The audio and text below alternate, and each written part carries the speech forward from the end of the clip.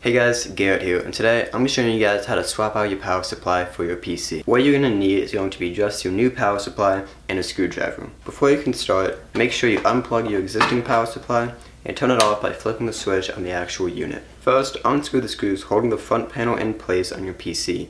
In my case, they're located in these 4 spots, but they should be similarly placed for you as well. Make sure you place these screws along with any other screws you remove during this process in a safe place so you don't lose them. Once you have done that, you can go ahead and take the front panel off your PC and set it aside. Flipping over to the back of the PC, you need to unscrew these 2 screws here which hold the back panel on. After that, the panel should slide right off and you can set that aside along with the front panel as well. Now that we've completely opened up the PC, we can start unplugging the cables that the power supply is connected to.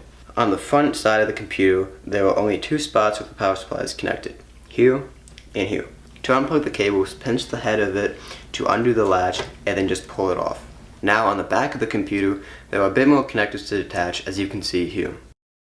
Similar to the front, to disconnect them, just pinch the head of it and pull. With all the cables disconnected, you can now unscrew the power supply from its cage. Now you can finally take out your old power supply, and with your old power supply out, you can finally put your new one in. These 2 cables connect to the front of the system and you can feed them in through here. With the cables through to the front, you can go ahead and connect them to your GPU and motherboard. With the rest of these cables, you can connect them to their corresponding spots like shown. Now you can plug the power supply in and turn on your computer. You should get a screen similar to this on your monitor. And with that, you can go ahead and re-screw in the screws you took off and your PC should be good to go.